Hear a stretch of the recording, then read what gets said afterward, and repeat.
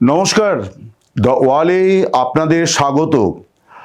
আজ যে বিষয়টি নিয়ে আলোচনা করব সেটা বাংলাদেশের সাম্প্রতিক যে ঘটনাগুলি ঘটছে, সাম্প্রদায়িক সহিংসতার যে ঘটনাগুলি ঘটছে, বিশেষ করে ধর্মীয় বিদ্বেষজনিত কারণে হিন্দু সম্প্রদায়ের ওপর যে আক্রমণ, হত্যা, ধর্ষণ, তাদের বাড়িঘর লুটতরাজ করা, জমি দখল, এই যে নানাবিধ ঘটনা ঘটছে, এই ঘটনাগুলি নিয়ে খানিকটা আজকে আলোচনা করব। কারণ আপনারা সকলেই জানেন যে আর জাস্ট এক মাস আছে, এক মাস দুদিন এর মাথায় বাংলাদেশের নির্বাচন হওয়ার কথা। এখনও আশা করা যায় যে নির্বাচনটি হবে শেষ পর্যন্ত। তো এই নির্বাচনের দিনের দিকে যত দেশ এগোচ্ছে তত দেখা যাচ্ছে যে রাজনৈতিক বিবাদের থেকেও সাম্প্রদায়িক সহিংসতার ঘটনা অনেক বেশি হয়েছে। তো আমি সেই বিষয়টা নিয়ে আলোচনা করব। স্বভাবতই আমার আলোচনায় অনেক উৎকণ্ঠা, উদ্বেগ, এই সমস্ত বিষয় আসবে। কিন্তু আমি শুরু করতে চাই একটি ইতিবাচক দিক দিয়ে। সেটি হচ্ছে যে একটি ইতিবাচক বিষয় আপনাদের সামনে প্রথমে উল্লেখ করতে চাই। হয়তো আপনারা অনেকেই জানেন, তবু আমি সবসময় এই ইতিবাচক দিকগুলিকে, মানে আলো যত ক্ষুদ্রই হোক না কেন, সেটাকে যতক্ষণ জ্বালিয়ে রাখা যায় সেই চেষ্টা আমাদের সাংবাদিকতায় সবসময় জারি আছে। দ্য ওয়ালের পক্ষ থেকে আমরা সবসময় সেটা করি। আমার ব্যক্তিগত জীবনেও সেইভাবেই আমরা সাংবাদিকতাকে মানে চালিত করেছি এবং এতদূর পর্যন্ত এসেছি।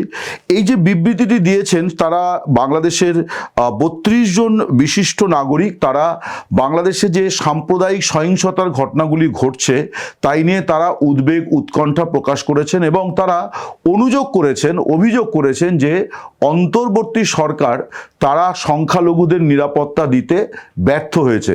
তারা সরকারকে তাদের কর্তব্য স্মরণ করিয়ে দিয়েছে যে সরকারের উচিত নিরাপত্তা নিশ্চিত করা, প্রত্যেক নাগরিকেরই নিরাপত্তা নিশ্চিত করাটা সরকারের দায়িত্বের মধ্যে পড়ে। সংখ্যালঘুরা যখন এইভাবে বিপন্ন, তখন কিন্তু সে দেশের বিশিষ্ট নাগরিকেরা তারা বিবৃতি দিয়েছেন। যে বিবৃতিতে সাম্প্রতিক ঘটনাগুলির কথা তারা উল্লেখ করেছেন, যে কিভাবে হিন্দু সম্প্রদায়ের ওপর বিশেষ করে তাদেরকে নিশানা করা হয়েছে।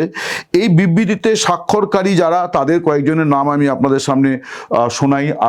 দুই বঙ্গেই তারা যথেষ্ট পরিচিত ব্যক্তি: সুলতানা কামাল, খুশি কবির, রাশেদ কে চৌধুরী, জেডাই খান পান্না, ইফতেরাজুজ্জামান আন মুহাম্মদ, শাহিন আনাম, ফিরদৌস আজিম, শামসুল হুদা, নূর খান, সামিনা লুৎফা, সুমাইয়া খায়ের, সুব্রত চৌধুরী, তবারক হোসেন, স্বপন আদনান, তাসনিম সিরাজ মাহমুদ, এরকম বেশ কয়েকজন, সব মিলিয়ে 32 জন, যারা এই সাম্প্রদায়িক সহিংসতার ঘটনাগুলি নিয়ে উদ্বেগ, উৎকণ্ঠা প্রকাশ করেছেন এবং সরকারকে বলেছেন যে সরকারের এই বিষয়ে উপযুক্ত পদক্ষেপ করা উচিত। এখন আমি বাংলাদেশ নিয়ে নিয়মিত ভিডিও করি। আজকের বিষয়টি এইটা বেছে নেওয়ার কারণ কিন্তু এইটা নয় যে আমি ভারত থেকে করছি বা আমি নিজে মানে পারিবারিক সূত্রে একজন হিন্দু, এটা আমার কিন্তু মানে বিচার্য বিষয় নয়। আমার বিচার্য বিষয় হচ্ছে যে সংখ্যালঘুরা কম বেশি গোটা পৃথিবীতে সব দেশেই কম বেশি তারা আক্রান্ত। সব দেশে, আমি কোনো দেশকেই কিন্তু কোনো দেশ বুক বাজিয়ে বলতে পারবে না যে আমার দেশের সংখ্যালঘুরা নিরাপদে আছে। ফলে আমি ওই বিতর্কের জায়গা থেকে বা ওই বিবাদের জায়গা থেকেও কিন্তু এই ভিডিও করছি না। আমি ভিডিওটা করছি যে সংখ্যালঘুরা তারা কোথাও হিন্দু, কোথাও তারা মুসলিম, কোথাও তারা খ্রিস্টান, কোথাও তারা বৌদ্ধ, কোথাও তারা জৈন, যে যেখানেই সংখ্যালঘু বা ভাষাগত সংখ্যালঘু আছে, কোথাও বাঙালিরা সংখ্যাগরিষ্ঠ, কোথাও বাঙালিরা সংখ্যালঘু, এই যে নানানভাবে সংখ্যাগরিষ্ঠ এবং সংখ্যালঘুর যে বিবাদ, সেই বিবাদটা কিন্তু আমরা জানি যে এটার একটা বিশ্বায়ন হয়েছে, গোটা বিশ্বজুড়েই এটা আছে। একেবারে শুধুমাত্র বাংলাদেশেই হচ্ছে তা কিন্তু নয়। কিন্তু আমার যেটা মনে হয়, যে কারণে আমি ভিডিওটি করছি, আপনারা যারা বাংলাদেশের নিয়ে আমার ভিডিওগুলি লক্ষ্য করে থাকেন তারা দেখবেন যে আমি এর আগে যে ভিডিওগুলো করেছি তার সঙ্গে এই ভিডিওটার গুণগত ফারাক এখানেই। আমি কেন করছি তার কারণ হচ্ছে যে একেবারে অল্প সময়ের মধ্যে, এবং দেখা যাচ্ছে যে নির্বাচন যত এগিয়ে আসছে তত একটি সংখ্যালঘু ধর্মীয় সম্প্রদায়কে আক্রমণ করা হচ্ছে। বাংলাদেশের হিন্দু, বৌদ্ধ, খ্রিস্টান ঐক্য পরিষদ তারা গত মঙ্গলবার সাংবাদিক বৈঠক করে তারা যে তথ্য দিয়েছে তাতে তারা বলেছে যে গত মাসে, মানে এ মাসে তো বেশ আরও কয়েকটি ঘটনা আছে, জানুয়ারি মাসে, আজকে 10 তারিখ হলো, কিন্তু গত মাসে তারা বলছেন যে ডিসেম্বর 2025-এ এক মাসেই 10 জন জন হিন্দুকে হত্যা করা হয়েছে, গণধর্ষণ, ধর্ষণের ঘটনা আছে, বাড়িঘর লুটতরাজ, ব্যবসা বাণিজ্য দখল, জমি দখল, এই সব মিলিয়ে প্রায় 52টি সাম্প্রদায়িক সহিংসতার ঘটনা তারা নথিভুক্ত করে তারা সংবাদ মাধ্যমের কাছে দিয়েছেন। আমি তাদের তথ্যটি ভিত্তিতেই এটা বলছি যে একটা দেশে 10 জন মানুষ এক মাসে কোনো একটি ধর্মীয় গোষ্ঠীরও 10 জন মানুষ মারা যেতে পারেন, এটা নিয়ে কোনো মানে খুব অবাক হওয়ার কিছু নেই, যেতে পারেন। বাংলাদেশে 10% সংখ্যালঘু বা 8% যাই হোক না কেন, তো যেতে পারেন। কিন্তু কি কারণে মারা গিয়েছেন? তারা কি কলেরায় মারা গিয়েছেন? তাদের কি করোনা হয়েছিল? তাদের কি ম্যালেরিয়া হয়েছিল? তাদের কি হার্ট অ্যাটাক হয়েছিল? তাদের কি গাড়ি চাপা দিয়েছে? না, তারা কোনো বিস্ফোরণে নিহত হয়েছেন, এরকম কোনো ঘটনাই কিন্তু ঘটেনি। আমরা তো ঘটনাগুলো জানি। সত্যি কথা বলতে কি, ঘটনাগুলো পুনরায় পেশ করতেও কেমন গা শিরশির করে, যে দৃশ্যগুলো আমরা দেখেছি। এবং সবচেয়ে ভয়ঙ্কর হচ্ছে যে ময়মনসিংহের ঘটনা, যেখানে দেখা গেল যে একটি মানুষকে পিটিয়ে আধমরা করে তারপর তাকে ফাঁস দিয়ে গাছে ঝুলিয়ে তারপর তাকে তার প্রাণ থাকাকালীন তার শরীরে আগুন ধরিয়ে দেওয়া হলো। সেই ছটফট করা জ্বলন্ত অবস্থায় তার যে দৃশ্য, সেই দৃশ্য মানুষ ভিডিও বন্দি করলেন, সেলফি করলেন। এখান থেকে কিন্তু আমি বলবো যে আপনি হিন্দু হন, মুসলমান হন, আপনি বাংলাদেশি হন কি আপনি বাংলাদেশি নন, আপনি যে দেশের নাগরিক হন না কেন, আপনার প্রতিবাদ না করাটাও যেমন একটা অন্যায়। এবং একই সঙ্গে আমি বলবো যে আপনার ভবিষ্যৎ প্রজন্মের কথাটাও একটু ভাবুন। এইভাবে যদি হিংসার উদযাপন করতে শুরু করে কিছু মানুষ, এবং সেটা যদি সংক্রামিত হয় একটা দেশের মধ্যে, তাহলে কি হতে পারে, কি ভয়ানক জিনিস হতে পারে। দুষ্কৃতীরা এই ধরনের হিংসাত্মক ঘটনা ঘটায়, নিরীহ মানুষ অনেক সময় তারা প্রতিবাদ করতে পারেন না, তারা চোখ মানে অন্যদিকে ঘুরিয়ে রাখেন বা এলাকা ছেড়ে চলে যান। কিন্তু এখানে কিন্তু দেখা গিয়েছে ময়মনসিংহের ঘটনাটি, আমি প্রত্যেক বাংলাদেশি নাগরিকের প্রতি সবিনয় নিবেদন আমি করব যে আপনারা একটু বিচার করুন এবং একটু ভাবুন আপনাদের ভবিষ্যতের কথা। যে আজকে কোনো দীপু দাসকে পুড়িয়ে মারা হলো বা এরকম নৃশংসভাবে পুড়িয়ে মারা হলো, কালকে কোনো সংখ্যাগরিষ্ঠ সম্প্রদায়ের মানুষ যে মারা হবে না তার কোনো গ্যারান্টি নেই। এবং আমরা তো দেখেছি যে 5 আগস্টের পর, 2024-এর 5 আগস্টের পর আমরাও দেখেছি ল্যাম্প পোস্টে দেহ ঝুলছে, রাস্তার ওপর ওভারব্রিজ থেকে দেহ ঝুলছে এবং গাছে দেহ ঝুলছে। তারা কেউ আওয়ামী লীগের সমর্থক, কেউ পুলিশ কর্মী, বাংলাদেশেরই তো নাগরিক। একজন নাগরিকেরা এইভাবে নৃশংসভাবে হত্যা করছে, এই বিষয়টি নিয়ে আমার মনে হয় যে দলমতের ঊর্ধ্বে উঠে, ধর্ম জাতপাতের ঊর্ধ্বে উঠে বাংলাদেশের প্রতিটি নাগরিকের এখন বিবেকের কাছে প্রশ্ন করা উচিত যে আমরা কি তাহলে এই হিংসার উদযাপন করেই আমাদের বাকি জীবনটা কাটবে? আমাদের ছেলেমেয়েরা কি, তারা কি হিংসা দেখলে, হত্যা করতে দেখলে হাততালি দেবে? তারা কি এইভাবে গাছে দেহ ঝুলিয়ে থাকলে পরে তারা সেলফি করবে? এটা কিন্তু খুব বেসিক প্রশ্ন। এবারে আমি আসি যে হিন্দুদের যে আক্রমণ করা হচ্ছে, এই ঘটনাগুলো আমি আমার মতো করে বিশ্লেষণ করার জন্য আমি দ্য ওয়ালের পক্ষ থেকে আমি বাংলাদেশের বহু মানুষের সঙ্গে কথা বলেছি।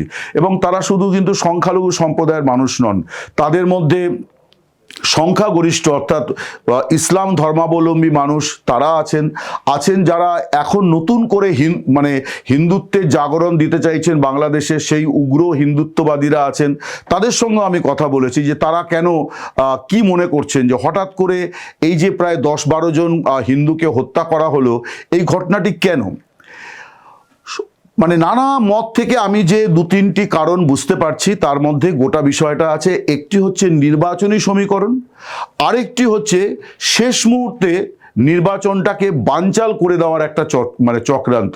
এই দুটি মত বাংলাদেশের আমি যাদের সঙ্গে কথা বলেছি তাদের মধ্যে হিন্দু বৌদ্ধরাও আছেন, তাদের মধ্যে ইসলাম ধর্মাবলম্বী মানুষেরা আছেন, তাদের মধ্যে রাজনীতিবিদেরা আছেন, তাদের মধ্যে শিক্ষাবিদেরা আছেন। সমাজের সব শ্রেণীর মানুষের সঙ্গে আমি কথা বলে যে দুটি কারণ পেয়েছি। একটি হচ্ছে যে আওয়ামী লীগ এবার নির্বাচনে নেই, এটা নতুন কথা কিছু নয়।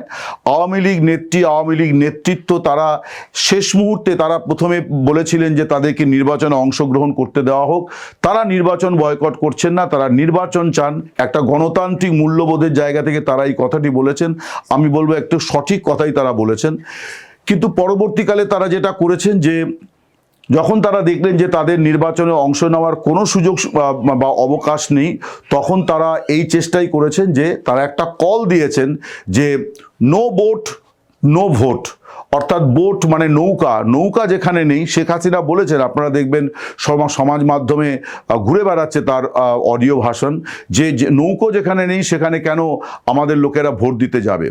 এখন আওয়ামী লীগের একটা বড় ভোট ব্যাংক কিন্তু এই সংখ্যালঘুরা। এই সংখ্যালঘুরা আওয়ামী লীগকে ভোট দিতেন বলে তাদেরকে অপরাধী হিসেবে কাঠগড়ায় তোলা হয়েছিল 5 আগস্টের পর। অতীতেও করা হয়েছে, 2001 থেকে 2006 যখন বিএনপি জামাত সরকার এলো, তখনও কিন্তু বিভিন্ন পকেটে সংখ্যালঘুদের ওপরে নিপীড়ন নির্যাতনের অনেক ঘটনা ঘটেছিল, ভয়াবহ ঘটনা ঘটেছিল। এবারে যে পরিস্থিতিটা সেটা হচ্ছে যে জাতীয় নেতৃত্ব দুটি দলের, বিএনপি এবং জামাত, তারা সংখ্যালঘুদের অভয় দিচ্ছেন যে আপনারা এতদিন ভুল করেছেন আওয়ামী লীগকে এইভাবে সমর্থন দিয়ে, এবার আওয়ামী লীগ নেই, আপনারা আমাদের দিকে আসুন, আমাদের ভোট দিন। এটা কিন্তু জাতীয় স্তরের নেতৃত্ব বলছেন, অর্থাৎ মির্জা ফখরুল ইসলাম বলছেন, সালাউদ্দিন আহমেদ বলছেন, ওদিকে জামাতের শফিকুর রহমানও বলছেন। তারা আন্তরিকভাবে বলছেন কি আন্তরিকভাবে বলছেন না আমি জানি না, কিন্তু দুর্ভাগ্য হলো যে তাদের যে নিচুতলার কর্মী বাহিনী বা নেতৃত্ব, তারা কিন্তু বিষয়টিকে এইভাবে দেখছেন না। তারা মনে করছেন যে এরা ভোট দিতে গিয়ে তারা ভোটে অংশ নিয়েছে, এইটা রেজিস্টার করাবে সংখ্যালঘুরা, বিশেষ করে হিন্দুরা, তারা যাবে বুথে, তারপর কিন্তু তারা আমাদেরকে ভোট দেবে না, অন্য কাউকে ভোট দেবে। ফলে তারা চাইছে যে হিন্দুদের ভোটটা যেন না পড়ে। জামাত মনে করছে যে হিন্দুদের ভোটটা যদি না পড়ে বা সংখ্যালঘুরা যদি এন ব্লক ভোটটাকে মানে বুথ কেন্দ্রে না যায়, তাহলে যেটা হতে পারে অনেকগুলি কেন্দ্রে তারা বিএনপিকে শক্ত চ্যালেঞ্জের মুখে ফেলতে পারেন।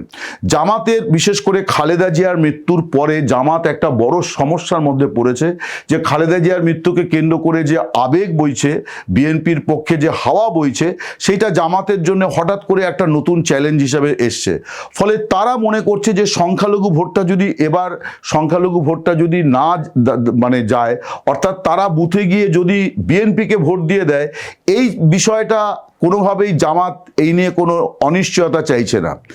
একইভাবে বিএনপিও চাইছে না যে এইটা নিয়ে কোনো অনিশ্চয়তা থাকুক, অর্থাৎ তারা স্থির সিদ্ধান্তে পৌঁছতে চাইছেন, বুঝতে চাইছেন যে হিন্দুরা বা সংখ্যালঘুরা তারা কাকে ভোট দেবেন। এই জায়গা থেকে তাদের নিচুতলায় যে সমস্যাটা আছে, যেটা জাতীয় নেতৃত্বের স্তর থেকে আলাদা, তাদের ভাবনার থেকে আলাদা, জাতীয় নেতৃত্বের এটা মুখ না মুখোশ আমি সেই বিতর্কে যাচ্ছি না। আমি ধরে নিচ্ছি তারা আন্তরিকভাবেই সংখ্যালঘুদের স্বার্থে কথাগুলি বলছেন, কিন্তু তাদের মাঝারি এবং নিচুতলার নেতৃত্ব তারা মনে করছেন যে এরা গিয়ে অন্য তৃতীয় চতুর্থ কোনো প্রার্থীকে ভোট দেবে, নয় ব্যালট নষ্ট করবে বা কিছু করবে। ফলে এদের ভোট কেন্দ্রে না যাওয়াটা আটকাতে পারলে বিএনপি মনে করছে জামাতের ক্ষতি হবে, জামাত মনে করছে বিএনপির ক্ষতি হবে। তার কারণ আওয়ামী লীগ নেই, ফলে এরা কাকে ভোট দেবে দুজনেই দুজনকে সন্দেহ করছে। এই জায়গা থেকে একটা সমস্যা। আরেকটা সমস্যা হচ্ছে যে জামাত শেষ পর্যন্ত ভোট বয়কটের রাস্তায় গেলেও যেতে পারে, এইরকম একটা কথাবার্তাও কিন্তু আমি বাংলাদেশের অনেক নেতা তারা প্রকাশ্যে কথাটি এখনই বলতে চাইছেন না, কিন্তু আমার সঙ্গে ব্যক্তিগত আলোচনায় তারা এরকম একটা আভাস দিচ্ছেন যে তারা মনে করছেন যে যদি বিএনপি একটা বড় সংখ্যক আসন নিয়ে জিতে আসবে বলে তারা শেষ পর্যন্ত এখনও মানে স্টাডি চলছে, এখনও জামাতের সঙ্গে এনসিপির জোটের বিষয়টি সম্পূর্ণভাবে চূড়ান্ত হয়নি, কোন আসনে কে দাঁড়াবে সেটা চূড়ান্ত হয়নি। ফলে আরো একটু সময় তারা নিচ্ছেন, কিন্তু যদি এটা বুঝতে পারে যে বিএনপি শুধু ক্ষমতায় আসবে না, তারা একটা বড় সংখ্যায় ক্ষমতায় আসবে, তাহলে কিন্তু জামাতও যেভাবে অতীতে ভোটে অংশ না নিয়ে আওয়ামী লীগের নির্বাচনকে তারা প্রশ্নবিদ্ধ করেছে যে এই নির্বাচনকে স্বীকৃত নয়, এই নির্বাচনে বিরোধীরা নেই, শেষ মুহূর্তে কিন্তু জামাতও নির্বাচন থেকে নিজেদেরকে বয়কট করতে পারে।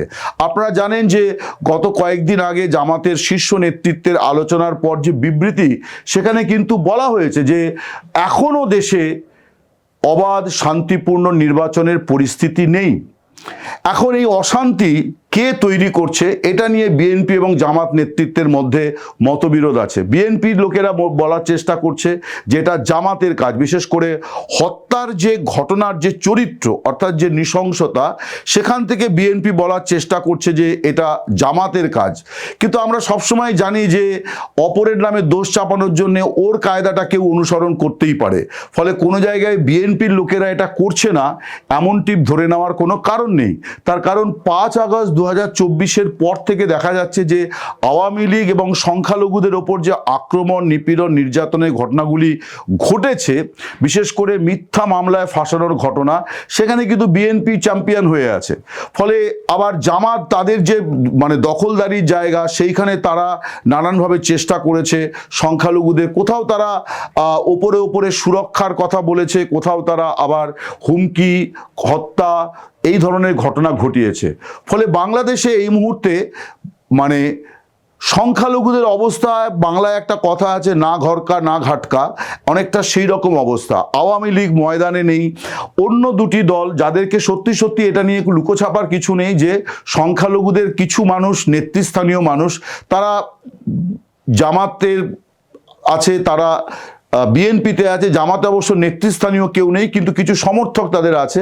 কিন্তু বিএনপিতে নেতৃস্থানীয় ব্যক্তি আছেন, গয়েশ্বর রায়ের মতো মানুষ আছেন, নিতাই রায়চৌধুরীর মতো ভাইস প্রেসিডেন্ট আছেন বিএনপিতে, কিন্তু জামাতে খুব একটা নেই। কিন্তু মূলত আওয়ামী লীগ নেতৃত্বের সঙ্গেই মূলত বাংলাদেশের হিন্দুরা তো বটেই, অন্যান্য সংখ্যালঘু সম্প্রদায়ও তারা আওয়ামী লীগকে এতকাল সমর্থন করে এসছে। এবং সেই সমর্থনের পেছনে যদি মনে করা হয় যে তারা শেখ হাসিনার নেতৃত্বের প্রতি আস্থা জ্ঞাপন করেছেন, তাহলে কিন্তু আমি বলবো যে সেটা ভুল ধারণা। আমি কথা বলে দেখেছি যে তারা মুক্তিযুদ্ধের পক্ষের শক্তি বলে আওয়ামী লীগকে ভোটটা তারা দেয়। তার কারণ মুক্তিযুদ্ধের যে চেতনা বা মুক্তিযুদ্ধের মানে বাংলাদেশের যে অর্জনের জায়গাটি, সেটা কিন্তু হচ্ছে যে এই যুদ্ধের ফলে যে দেশ তারা পাবে, সেই দেশ হবে সাম্প্রদায়িকতা মুক্ত অসাম্প্রদায়িক বাংলাদেশ। এই অসাম্প্রদায়িক বাংলাদেশের প্রশ্নে আওয়ামী লীগ তার কার্যকলাপে পুরোপুরি অসাম্প্রদায়িক এটা বলা যাবে না। শেখ হাসিনার আমলে হিন্দুদের বাড়িঘর নির্যাতন হয়নি, তাদের নারীরা সকলে নিরাপদ ছিল, এটা বলা যাবে না। কিন্তু দলগতভাবে আওয়ামী লীগ অসাম্প্রদায়িক রাজনীতিতে বিশ্বাস করে, তার নীতিগত অবস্থানটি খুব স্পষ্ট, খুব প্রবল, খুব জোরালো, খুব শক্তিশালী। স্বভাবতই হিন্দুরা, সংখ্যালঘুরা তারা আওয়ামী লীগকে ভোট দিয়েছে, কিন্তু এবার তারা কি করবে এটা তাদের কাছে একটা বিরাট বড় প্রশ্ন। আমি 4-5 দিন আগে এ নিয়ে ওয়ালে একটা লেখাও লিখেছি। আমি লক্ষ্য করলাম যে এখন বাংলাদেশের মেইন স্ট্রিম মিডিয়াগুলিতেও এই নিয়ে লেখালেখি শুরু হয়েছে যে হিন্দুরা কি করবেন, সংখ্যালঘুরা কি করবেন। সত্যি এটা তাদের কাছে একটা বিরাট মানে, আমাকে একজন কথায় কথায় বলেছেন যে রাতের ঘুম ছুটে গিয়েছে, যে বুথে গেলে পরে আবার সন্দেহ করবে, যদি ওই বুথে বিএনপি হারে তারা সন্দেহ করবে যে এরা জামাতকে ভোট দিয়েছে, ওই বুথে যদি জামাত হারে তাহলে জামাত সন্দেহ করবে এরা বিএনপিকে ভোট দিয়েছে, আবার যদি তারা বুথে না যায় তাহলে জামাত বিএনপি দুই তাদেরকে নানানভাবে মানে অসুবিধায় তো ফেলবেই। সরকারও তাদের সঙ্গে কিন্তু পাশে থাকার বার্তা খুব দেবে না, তার কারণ তারা যদি ভোট বয়কটের রাস্তায় যায় তাহলে সরকার স্বভাবতই সেটা ভালোভাবে নেবে না। এবং এটা এরকম একটা কোনো ধর্মীয় গোষ্ঠীর ভোট বয়কটের সিদ্ধান্ত নেওয়া উচিত কি অনুচিত, সেটাও কিন্তু একটা বড় বিতর্ক, রাজনৈতিক বিতর্ক। তার কারণ যে সংগঠনগুলি আছে সেগুলি কিন্তু মূলত রাজনৈতিক সংগঠন নয়, সেগুলি ধর্মীয়, সাংস্কৃতিক এবং ভাষাগত সংগঠন। স্বভাবতই আমার মনে হয় যে বাংলাদেশে একটা অস্থির পরিস্থিতি তৈরি হয়েছে। কিন্তু শেষ করব আবার সেই ইতিবাচক কথাটি দিয়েই, যে আলো যত ক্ষুদ্রই হোক তাকে সবসময় রক্ষা করতে হবে। বাংলাদেশে এই যে সাম্প্রতিক ঘটনাবলী, গোটা বিশ্বেই আমি যা দেখতে পাচ্ছি যে সংখ্যালঘুদের উপর নিপীড়ন, নির্যাতনের ঘটনায় প্রতিবাদও কিন্তু কমে এসছে, সংখ্যালঘু সম্প্রদায়ের থেকেও প্রতিবাদ কমে এসেছে। কিন্তু তার মধ্যেও ঢাকায় এই যে বিবৃতি যারা দিয়েছেন তাদেরকে আমি ধন্যবাদ জানাই, যে তারা সংখ্যালঘুদের পাশে থাকার একটা বার্তা দিয়েছেন। এটা অত্যন্ত ভালো একটা মেসেজ এবং একটা দেশের জন্য একটা ভালো মেসেজ। আমি বলবো বাংলাদেশ সরকারের উচিত হবে এই যে যারা এই বার্তাটি দিয়েছেন, এই বিবৃতি যারা দিয়েছেন, তারা যে বক্তব্যগুলি বলেছেন সেই বক্তব্যগুলিকে অক্ষর অক্ষরে পালন করা, অর্থাৎ সুরক্ষা দেওয়া এবং সরকারের বিশ্বাসযোগ্যতা তৈরি করা। যদিও এটা নিয়ে সংশয়ের 100%, 5 আগস্ট বা বিশেষ করে 8 আগস্ট 2024 ইউনূস সরকারের শপথ গ্রহণের পর এ পর্যন্ত যা চলে এসছে তাতে আবার আস্থা রাখাও খুব কঠিন। তবু শেষ পর্যন্ত একটা সরকার, মানুষ বিপদে আপদে, বিচার অবিচার যাই হোক না কেন, সাধারণ মানুষের ভরসা সরকার সেই দায়িত্বটা পালন করবে, এই প্রত্যাশা রেখেই আপাতত এখানে শেষ করছি। সকলে ভালো থাকবেন, বাংলাদেশের মঙ্গল হোক।